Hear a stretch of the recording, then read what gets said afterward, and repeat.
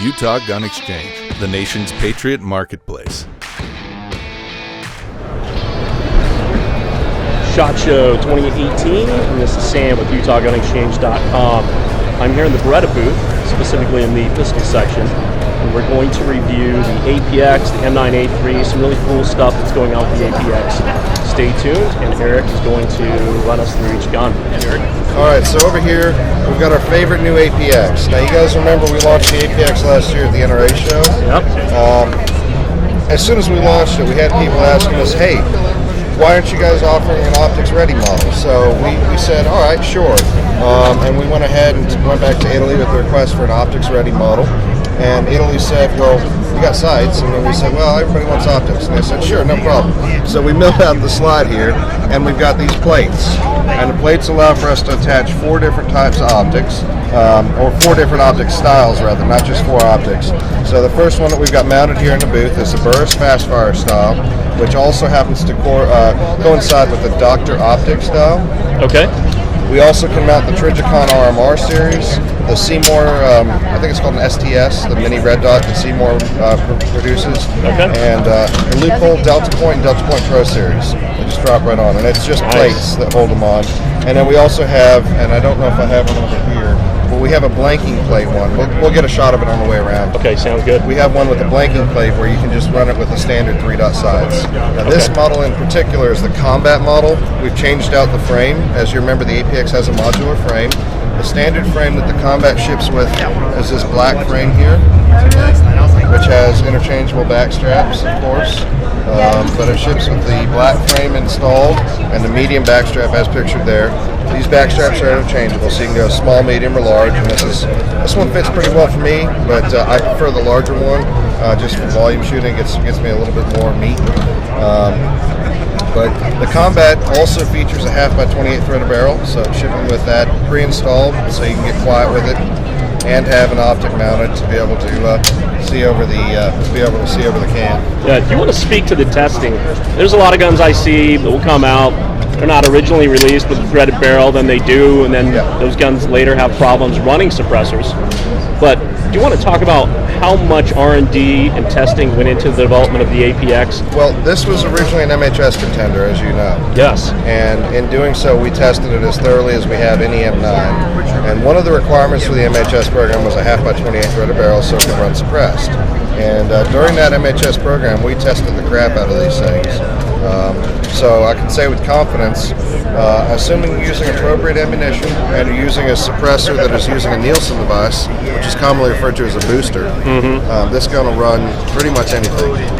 Again, appropriate ammunition and appropriate setup on your suppressor.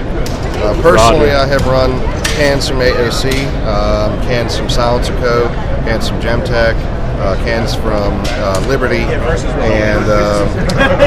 I'm going to be trying a dead air shortly on this, but I've tried multiple types of cans with no issues. Mike Pappas will be happy to hear about that. Oh yeah, Mike and Gary are really true gentlemen and scholars, and I'm looking forward to trying the can on here. Very nice. So are you going to be doing any collaborations with them? Oh, I have no idea. Okay. I just know that those guys are awesome. Yep, they sure are. All right. Fantastic. Let's move on to some new stuff. Okay. More APX, of course. Nice. So one of the other things that we heard from folks when we launched it was that they loved the FDE frame, which we had at launch, but they wanted the whole gun in FDE. So first thing we did was said, well, let's go ahead and coat the slides. So this year at SHOT Show, we've got the all FDE model with the Cerakote FDE slide. Underneath that Cerakote, the slide is, as with standard APX models, nitrided, so you got a double layer protection on it. Very nice. The color again looks amazing. We try. That's one of those things that the end user really does want to see a color match. And our M9A3s don't always color match, so we're trying a little harder on these, and we're working on the M9A3s too. But you know, it's a process. Yeah, I guess it can go both ways.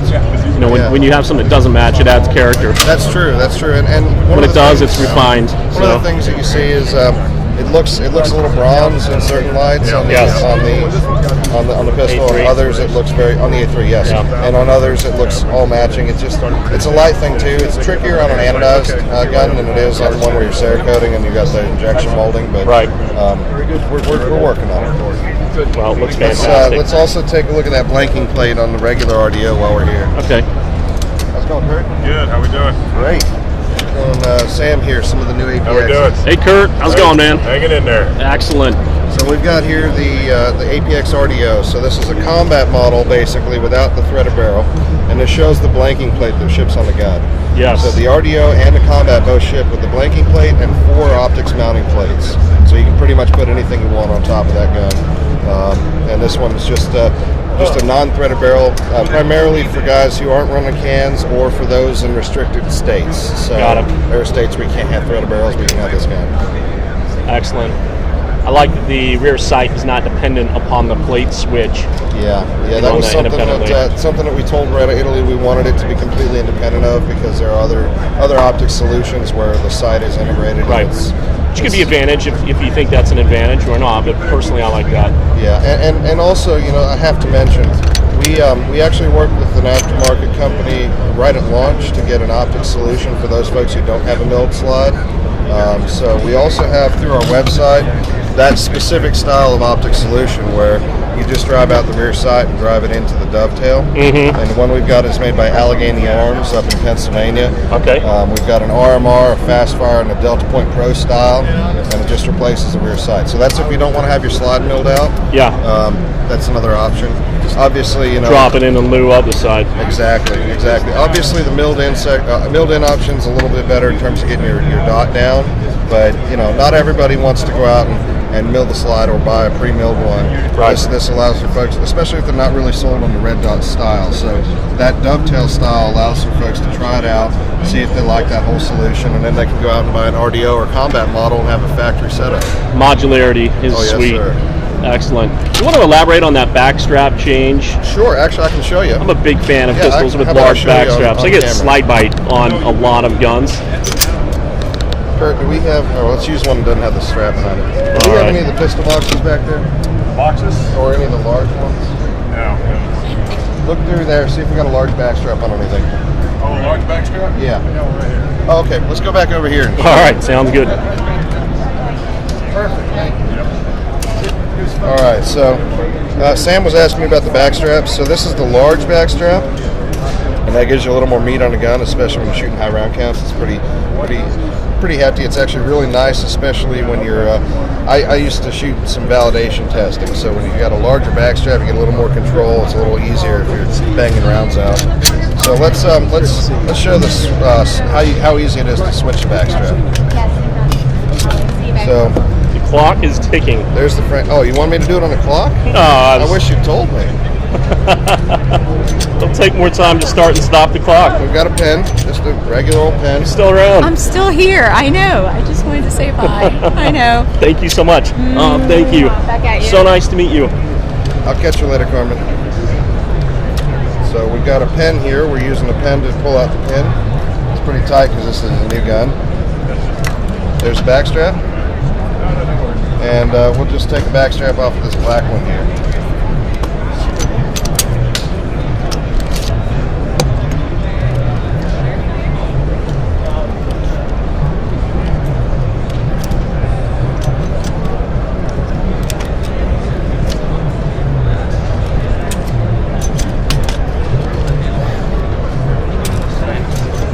Love that we just kicked it up to the black and tan. Oh yeah, I did that on purpose because a lot of folks love that look. Oh, it's And amazing. I wanted to illustrate it on camera. I learned a new meaning about black and tan here in regard to Rangers. This show. There you go. Pretty easy, pretty quick. So we went from the large backstrap, if you remember, to this is the medium backstrap. So it totally changes the feel. I'll toss this one on this other one now that I got it off.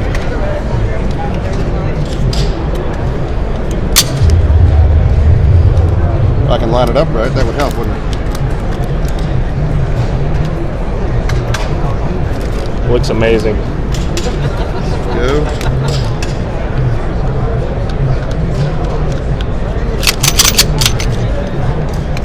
There's the large backstrap side by side. So you can feel the difference.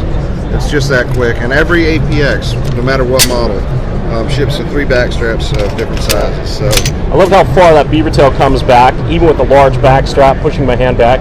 oh yeah, I have no concern of slide bite. no. Then that With was a small something- back strap, I'm so deep into that. No, it's Oh, crazy. yeah. You get right up in there. Yep. So it's one of those things that even with the large back strap, we want to make sure nobody was getting the kiss of the slide on their palm, so to Right. speak. Yeah. So that's that quick. I'm going to leave this set up as it is, so we can go on to some of those other products. I love it. Yeah. Let me. Black and tan, Yes, sir. in honor of Rangers. All right. Where are we going next, Eric? Well, you did mention interest in a sporting shotgun, but there's one other product I want to show you that we're collaborating with a gentleman you may know, Ernest Langdon. We're Sure do. collaborating with him on that. So it's on the way to the sporting gun. Let's Excellent. go this way.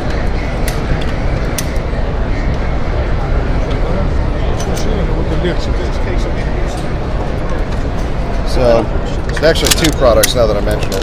This right here is the Langdon. It was a PX4 series. You're familiar with the PX4 series? Absolutely. So this was actually developed in collaboration with Ernest Langdon. This is a PX4 compact carry. Do you want to tell the viewers that may not know who Ernest is? Ernest Langdon is a multi-time international champion for IDPA and USPSA. And he he uses has the prior 90 service U.S. Marine, and he actually used to work for Beretta back in the day, and he is a true advocate for traditional double-action style semi-automatic pistols, Yep. especially the M9 and the PX4 series. So he came to us after working with us on some M9 projects and said, hey, I like the PX4, can we make it hotter? And we of course said absolutely. So we took the standard PX4 compact, which right over here, and we added some features that Ernest really wanted to see. First and foremost, the sniper gray slide, which he preferred over our traditional Beretta. Secondly, we added some high visibility sights. He really likes that orange cap sight from Ameriglow, and I do too. It's a fast acquisition, and it shows up really well against any target. Absolutely. And it has a tritium insert, of course. Sure, I'm focused on that. Is that? It's jumping off the gun. Yeah, I mean, it pops. pops. Yeah. And then the biggest thing that he really didn't like on the compact was, and this is something that's arguably an upgrade or a downgrade depending on if you're right or left-handed, but he did not like the right side slide stop that we ship on standard compacts. You see that? Right there. Yep. So we pulled it off for him and put a plug in and a low profile left side slide stop. So they're pretty wide on the standards. Low profile left side, delete on the right side. Correct. And then lastly, in terms of external changes, we actually put a set of our Stealth G levers on. So if you remember from when we talked about the Wilson guns, the G is decock only. Yep. On the standard model, it stays down. Now, I didn't bring a standard model compact, but I got a standard model subcompact right here. When you bring it down, it just stays down on an F. So Mr. Langdon wanted the G variant for his compact carry, so we put a set of stealth levers. And if you look in the camera there, you can see the standard levers. This is a G as well, but they're much wider. The Yep. stealth levers kind of are very slim on the slide, and they don't get snagged on anything, and you don't cut yourself if you're trying to do an immediate action drill. Nice. These are a little sharp, and if you're not careful, you could snag.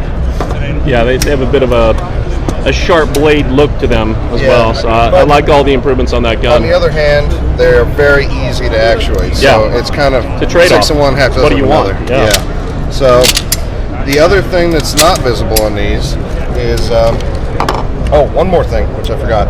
We added a large magazine release. So standard magazine release is much smaller in profile. The PX4 compact carry ships with the large. Minor change, but something that changes the feel of the gun. A minor change, big difference. Absolutely. But getting on to internals, we have added our competition fire control group. So this is all plated. It's not plated, it's a PVD coating. Nice. So it completely reduces the friction, and it improves the trigger pull significantly on these pistols. Wow. So that's an internal change. And Love if it. If you feel it, you'll definitely feel the difference in the trigger pull. It's lighter. It's definitely more consistent. Not to say the standard's bad. I'm going it's to check just that out on the better. camera real quick. Sure. Or maybe. There you go. Wow. So So just as comparison, that's a compact. That is That's incredibly smooth. Excuse me. That's the compact carry, and here is a factory compact. There you go. Trade you. Yeah, we gotta have those little tags You on get it. the tags out of the way. Yeah. Yeah, I was doing double action. This is pretty good too, though. It's not bad. Other than my shoulder with the torn rotator cuff holding the camera all week. Yeah, I got tiring. This is nice and smooth. I'll be talking about that in a second. There you go. Thank you. Thank you. So you can feel the difference. Obviously, this one's not too bad. The standard compact, the compact carry kind of takes it up to 11. Now, one other thing that he spoke to us about was the compact carry is great, but he really preferred the profile of the full size because Ernest, as you know, is got pretty big hands, so the full size is a little more appealing. So he said to us that he'd like to work with us on the full size model. Do we have full size? Yes, we do, right here. So this is a traditional full size. You can look at them side by side. So as you can see, we've kind of implemented basically the same upgrades that we had on a compact carry onto the full size.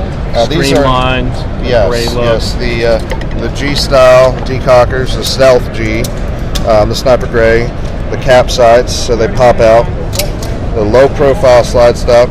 Now the full size does not feature ambidextrous slide stops, so there's no delete. But that is the Stealth decocker anyways. Okay. We also have the large magazine release right there. It's still in G configuration. Oh, correct? absolutely. Mr. Langdon only likes the Gs. So the G is really the way to go in my opinion on a TDA gun. The safety's not needed. You have that long double action pull as long as the hammer's down. Absolutely. So that's the way to go. But much like the standard compact carry, we've implemented Ernest has implemented the competition fire control. So Very you get nice. the same smooth trigger pull upgrade over a standard PX4 series pistol, and you've got. If I can put this together, man, we're on day 5 of SHOT Show. There we go. And you've got all the benefits of a longer sight radius and longer barrel. Fantastic. Oh, and one more thing that also ships in the compact carry and the full size, not installed, just with, are the Talon grips. So we got Talon grips on the compact carry in the box and on the carry in the box. So if you choose to add them, they're a little more grippy. So it's an option. They come with a gun. Yeah. You can add them. I'm gonna feel it. And keep it the way it is. Yeah. They tack up well. They're very tacky. It's kind of gets you all the benefits of stippling, but it's reversible if you don't care to do that. And then here's the standard one for you.